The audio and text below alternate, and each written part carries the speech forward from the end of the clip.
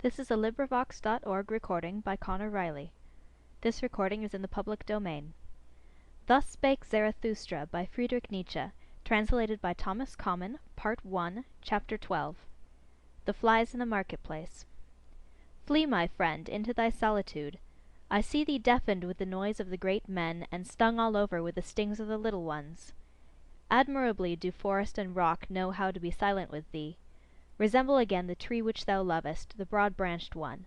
Silently and attentively it o'erhangeth the sea. Where solitude endeth, there beginneth the marketplace, and where the marketplace beginneth, there beginneth also the noise of the great actors, and the buzzing of the poison flies. In the world, even the best things are worthless without those who represent them. Those representers the people call great men. Little do the people understand what is great, that is to say, the creating agency, but they have a taste for all representers and actors of great things. Around the devisers of new values revolveth the world, invisibly it revolveth. But around the actors revolve the people and the glory, such is the course of things. Spirit hath the actor, but little conscience of the spirit. He believeth always in that wherewith he maketh believe most strongly, in himself. Tomorrow he hath a new belief, and the day after one still newer. Sharp perceptions hath he, like the people, and changeable humours. To upset, that meaneth with him to prove. To drive mad, that meaneth with him to convince.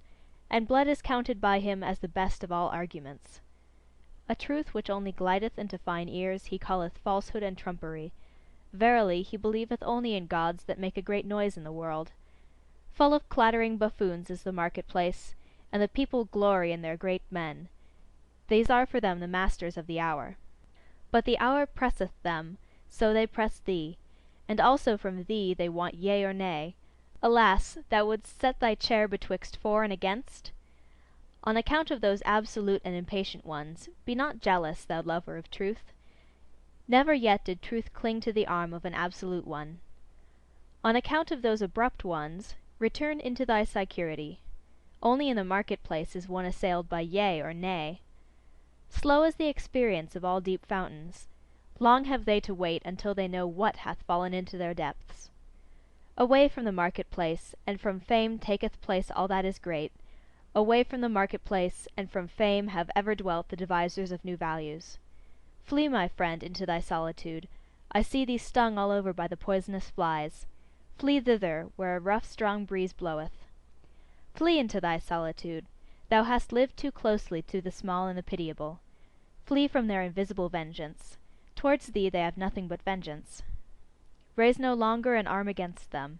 Innumerable are they, and it is not thy lot to be a fly-flap. Innumerable are the small and pitiable ones, and of many a proud structure raindrops and weeds have been the ruin. Thou art not stone, but already hast thou become hollow by the numerous drops. Thou wilt yet break and burst by the numerous drops. Exhausted I see thee by poisonous flies, bleeding I see thee, and torn at 100 spots, and thy pride will not even upbraid. Blood they would have from thee in all innocence. Blood their bloodless souls crave for, and they sting therefore in all innocence. But thou, profound one, thou sufferest too profoundly even from small wounds, and ere thou hadst recovered, the same poison worm crawled over thy hand. Too proud art thou to kill these sweet tooths, but take care lest it be thy fate to suffer all their poisonous injustice. They buzz around thee also with their praise. Obtrusiveness is their praise. They want to be close to thy skin and thy blood. They flatter thee, as one flattereth a god or devil. They whimper before thee, as before a god or devil. What doth it come to? Flatterers are they, and whimperers, and nothing more. Often also do they show themselves to thee as amiable ones, but that hath ever been the prudence of the cowardly. Yea, the cowardly are wise. They think much about thee with their circumscribed souls. Thou art always suspected by them. Whatever is much thought about is at last thought suspicious. They punish thee for all thy virtues. They pardon thee in their inmost hearts only for thine errors. Because thou art gentle and of upright character, thou sayest, blameless are they for their small existence. But their circumscribed souls think, blamable is all great existence.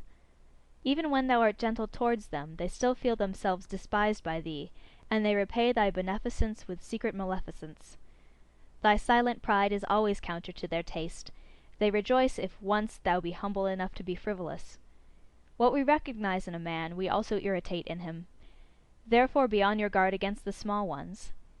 In thy presence they feel themselves small, and their baseness gleameth and gloweth against thee in invisible vengeance. Sawest thou not how often they became dumb when thou approachedst them, and how their energy left them like the smoke of an extinguishing fire? Yea, my friend, the bad conscience art thou of thy neighbours, for they are unworthy of thee, therefore they hate thee and would fain suck thy blood. Thy neighbours will always be poisonous flies. What is great in thee, that itself must make them more poisonous, and always more fly-like. Flee, my friend, into thy solitude, and thither where a rough strong breeze bloweth. It is not thy lot to be a fly-flap. Thus spake Zarathustra. End of Part 1, Chapter 12.